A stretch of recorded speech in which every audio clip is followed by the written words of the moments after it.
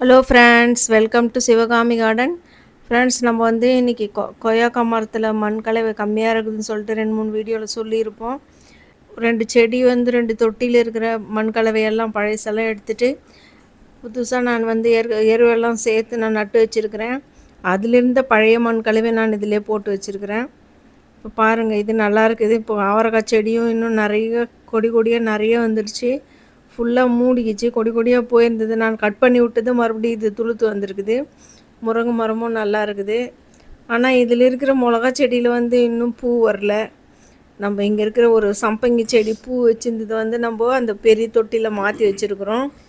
இந்த பெரிய பக்கெட்டில் இருக்கிற முருங்கை மரமும் நல்லா இருக்குது. 3மே நல்லா முருங்கைக்கீரை வந்து பெருசாக வந்திருக்குது. பார்க்கலாம், இப்போயாவது பூ வைக்குதா இல்லை முருங்கைக்காய் வைக்குதான்னு சொல்லிட்டு நான் ஆவலாக எதிர்பார்த்துன்னு இருக்கிறேன். இந்த தொட்டியில் வந்து நம்ம கரும்பு எடுத்துட்டோம். இன்றைக்கி வந்து செடிக்கு நம்ம புதுசாக ஒரு ஃபெர்டிலைசர் கொடுக்க போகிறோம். தண்ணியில் வந்து நம்ம சுண்ணாம்பு கலந்து தண்ணி கொடுப்போம். நம்ம ஒரு 50 கிராம் சுண்ணாம்பு இருக்கும். அது நம்ம ஒரு 5 லிட்டர் தண்ணியில் கலந்து ஒரு 2-3 முறையாக நம்ம கலந்து எல்லா செடிக்கும் கொஞ்சம் கொஞ்சம் கொடுத்துருக்குறோம். இது நம்ம முக்கியமாக நான் இந்த சுண்ணாம்பு கலந்து தண்ணி ஊற்றுறத வந்து செம்பருத்தி செடியில் வந்து ஒரு 2 மாதமாக அரும்பு வைக்கிது, கொட்டி போயிடுது.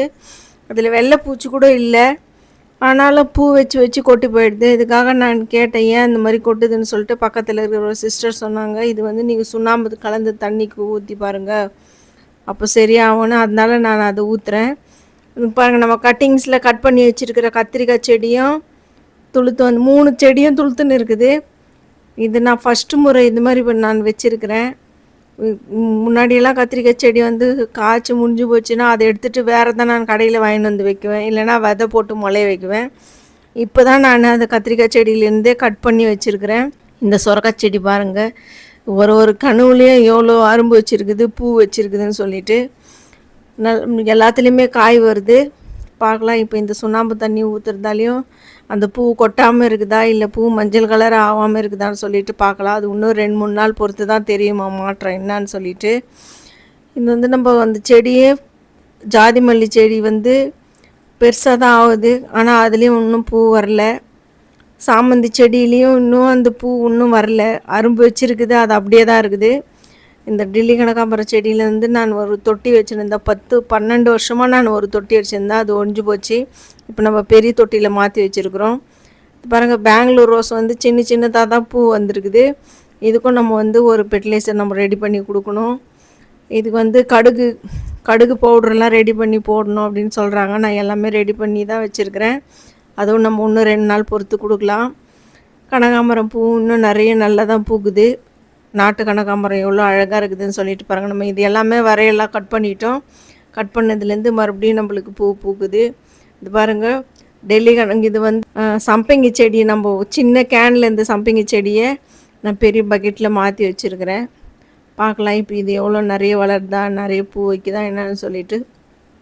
ஃபஸ்ட்டு சின்ன கேனில் இருந்தது, நம்ம பெரிய கேனுக்கு பக்கெட்டுக்கு மாற்றிருக்கிறோம். செம்பருத்தி பூ எவ்வளோ அழகாக இருக்குதுன்னு சொல்லிட்டு பாருங்கள். இன்றைக்கி வந்து 5 செம்பருத்தி பூத்துருக்குது.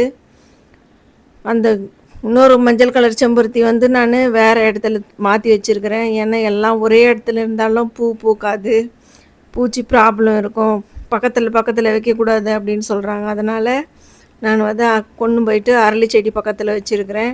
நம்ம வீட்லேயே ரெடி பண்ண வர்மி கம்போஸ்ட்டோட அது வந்து ரெடி ஆயிடுச்சு.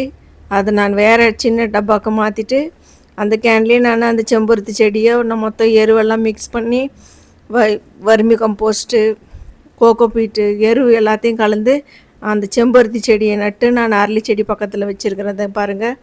இதில் இப்போ கொஞ்சம் அரும்பு பெருசாக வந்திருக்குது. இன்னும் 2 நாள் பொறுத்து இதில் பூ பூக்குதான்னு சொல்லிட்டு பார்க்கலாம். நம்ம பெரிய கேனில் வச்சுருக்குறோம். இப்போ இந்த செடியும் பெருசாகும்னு சொல்லிட்டு நான் எதிர்பார்க்குறேன். இது 2-3 மாதமாக இது பூ அரும்பு வருது, பூ பூக்க மாட்டேங்குது. இப்போ இது என்ன எப்படி ஏமாத்துதுன்னு சொல்லிட்டு நம்ம பார்க்கலாம். பூச்சியும் இல்லை. இது பாருங்கள், நம்ம வந்து மண்புழு ரெடி பண்ணுறோம். நான் முன்னாடி கூட இது போல் ரெடி பண்ணியிருக்கிறேன். நம்மக்கிட்ட இருக்கிற பழைய மண் கலவை செடி நட்டு வச்சுருந்தது. இதில் வந்து நம்ம தண்ணி செடிக்கு ஊற்றிட்டு அதில் அடியில் இருந்த அந்த வேஸ்ட்டான பழைய சாப்பாடு அதில் அடியில் இருக்கிறதெல்லாம் நம்ம அந்த மண்ணில் ஊற்றிட்டு அதுக்கு மேலே நம்ம கொஞ்சமாக கோகோ பீட்டு போட்டு அதுக்கு மேலே வேஸ்ட்டாக இருக்கிற அந்த இலைங்களை நம்ம கட் பண்ணுற சைடில் கட் பண்ணுற இலைங்களெல்லாம் அது மேலே போட்டு நம்ம அப்படியே வச்சோம்னா நம்மளுக்கு மண்புழு ரெடி ஆகிடும். இந்த வீடியோ உங்களுக்கு பிடிச்சிருக்குன்னு நினைக்கிறேன். இந்த வீடியோ உங்களுக்கு பிடிச்சிருந்தா நீங்கள் லைக் பண்ணுங்கள், சப்ஸ்கிரைப் பண்ணுங்கள். Thank you friends.